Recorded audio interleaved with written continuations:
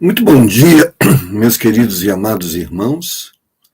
Este é o nosso devocional, um momento de comunhão com Deus, com a sua palavra e com você que nos acompanha através das redes sociais. Vamos nesse momento orar e rogar as bênçãos do Senhor para a nossa comunhão. Oremos. Querido Pai Celestial, te damos graça por mais um dia e por nele termos a oportunidade de termos comunhão com o Senhor e com os teus filhos, meu Pai. Pedimos a tua bênção, que teu Espírito Santo nos dirija em tudo aquilo que havemos de fazer, nas palavras que vão sair da minha boca, como também nas palavras que vão chegar às mentes e aos ouvidos dos meus irmãos. Que o Senhor possa produzir, através da sua palavra, uma vida que glorifique o nome do Senhor. É a nossa oração e a fazemos em nome do Senhor Jesus. Amém. Muito bem, meus queridos irmãos, vamos falar nessa manhã sobre o tema Não Ameis o Mundo. 1 João capítulo 2, versos 15 a 17, olha o que nos diz o Senhor Jesus. Não ameis o mundo, nem o que no mundo há. Se alguém ama o mundo, o amor do Pai não está nele. Porque tudo que há no mundo, a concupiscência da carne, a concupiscência dos olhos e a soberba da vida, não é do Pai, mas do mundo. E o mundo passa, e a sua concupiscência, mas aquele que faz a vontade de Deus permanece para sempre. Há uma advertência bíblica. Não ameis o mundo. Se há uma advertência, é porque existe o perigo. Existe a tentação. Existe a possibilidade. Podemos, sim, nos tornar vítimas do sistema, vítimas de nós mesmos. A advertência divina, através do apóstolo João, declara isto. Podemos ser envolvidos pelo sistema do mundo. Não ameis o mundo, podemos ser atraídos por ele, nem o que no mundo há. O poder de influência do mundo é tão grande que não só pode nos afetar pessoalmente, mas também a Igreja de Jesus Cristo. As igrejas podem se tornar mundanas. Nós podemos nos tornar mundanos. A maior consequência disso, irmãos, é nos afastarmos de Deus e afastarmos Deus de nós. Tiago, capítulo 4, verso 4, olha o que ele nos diz. Adúlteros e adúlteras, não sabeis vós que a amizade do mundo é inimizade contra Deus? Portanto, qualquer que quiser ser amigo do mundo, constitui-se inimigo de Deus. Para Deus, amizade com o mundo se com Deus e com as coisas contrárias aos valores divinos. O que é amar o mundo? É gostar e ter prazer naquilo que o mundo oferece. No versículo 16, João explica porque tudo o que há no mundo, a concupiscência da carne, a concupiscência dos olhos e a soberba da vida, não é do Pai, mas do mundo. O pecado descaracterizou o homem criado por Deus. Ele deixou de ser espiritual, deixou de viver de acordo com o propósito divino, passou a ser carnal, viver de acordo com seus desejos e inclinações carnais.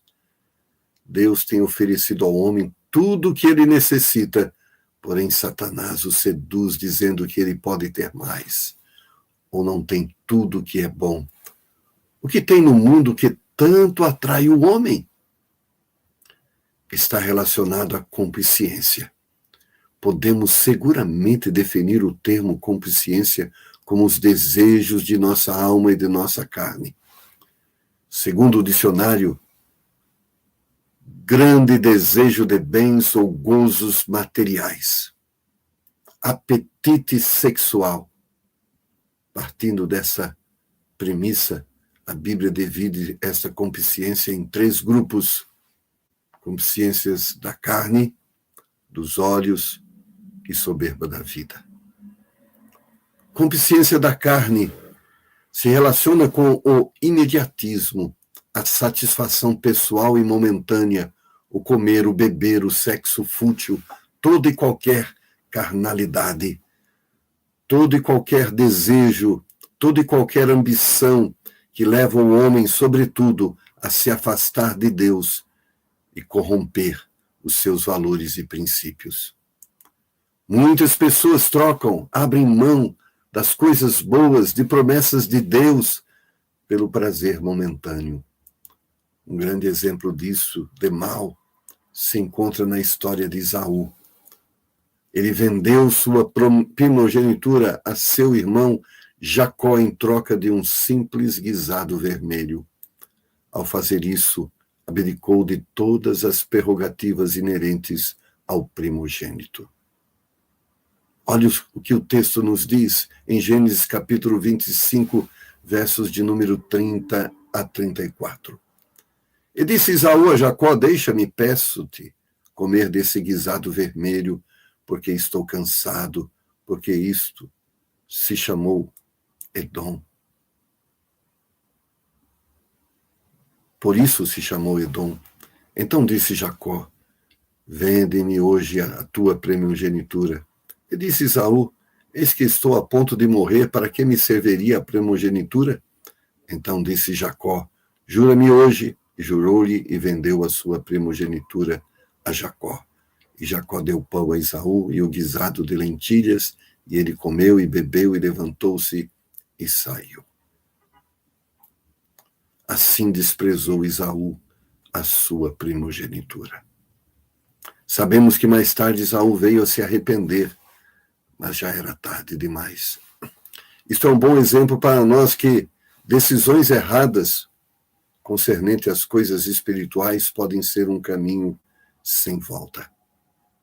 Hebreus capítulo 12, versos 16 e 17 diz: e ninguém seja devasso ou profano como Esaú, que por uma refeição vendeu o seu direito de primogenitura, porque bem sabeis que, querendo ele ainda depois herdar a bênção, foi rejeitado, porque não achou lugar de arrependimento, ainda que com lágrimas o buscou.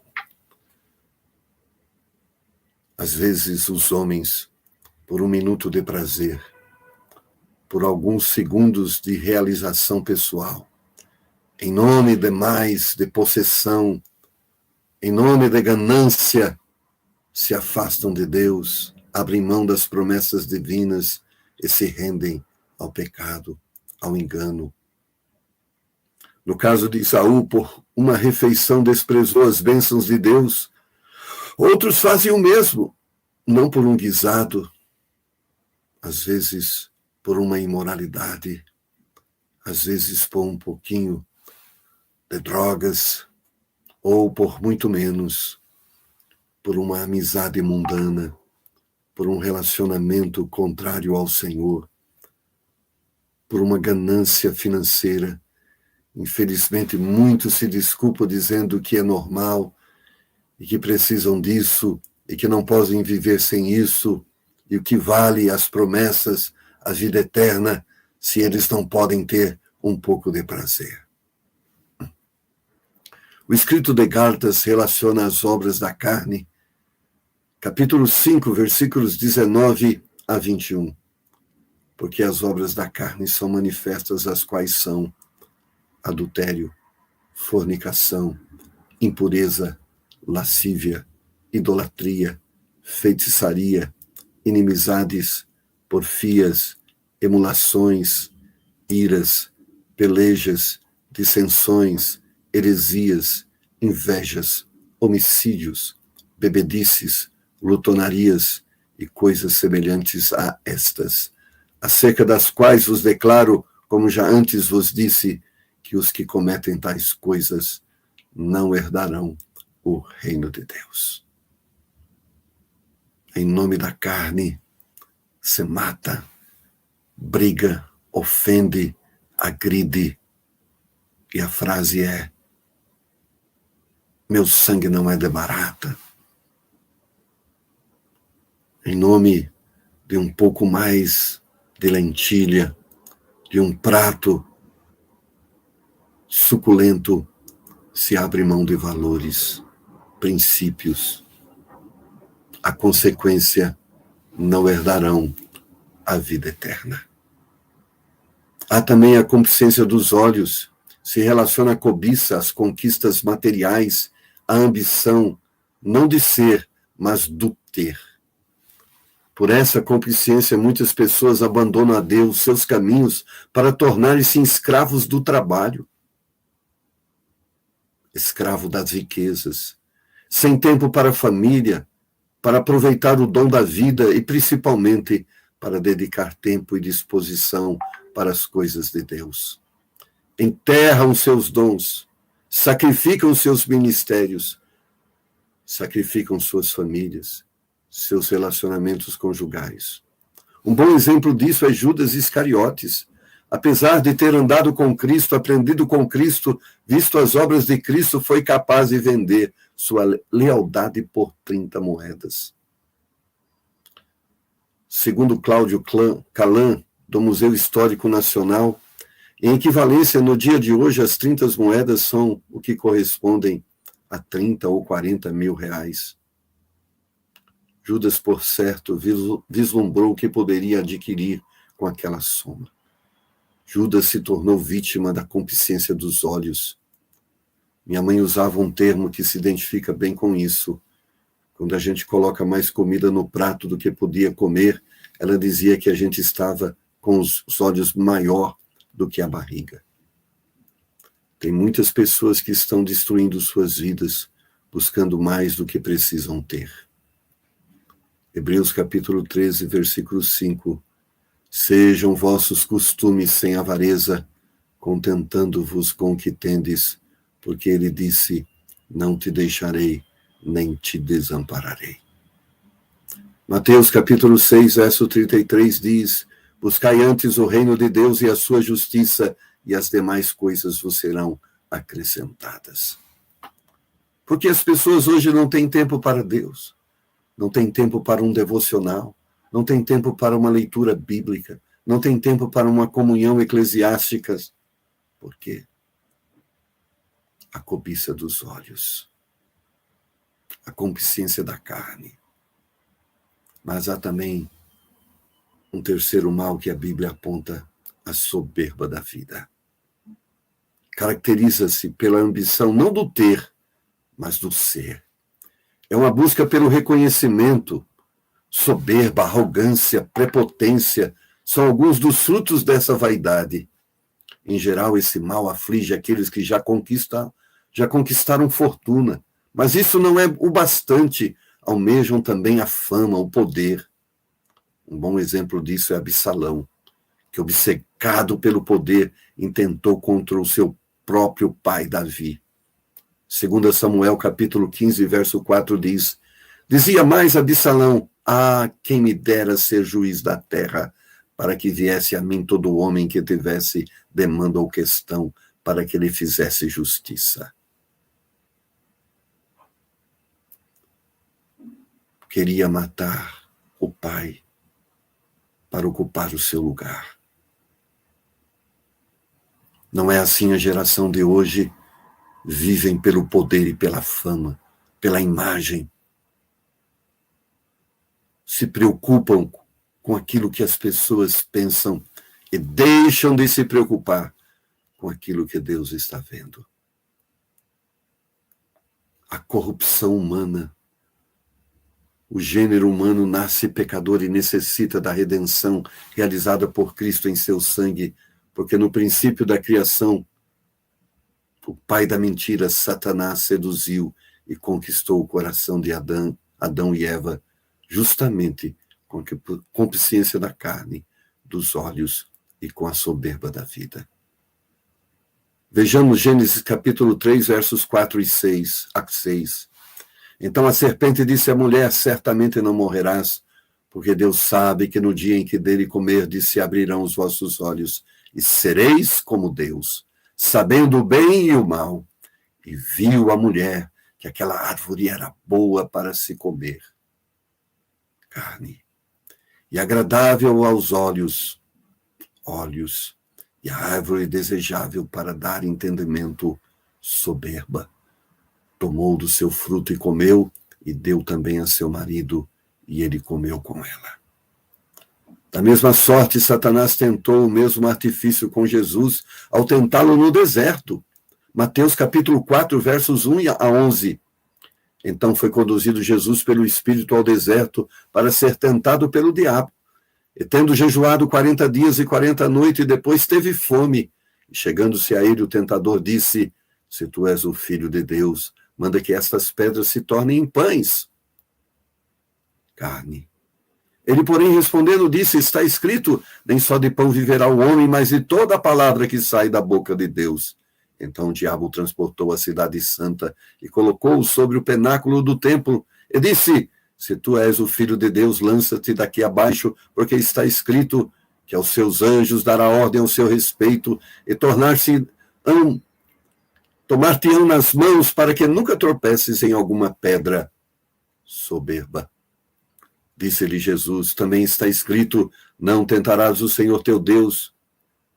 Novamente o transportou o diabo a um monte muito alto e mostrou-lhe todos os reinos do mundo e a glória deles.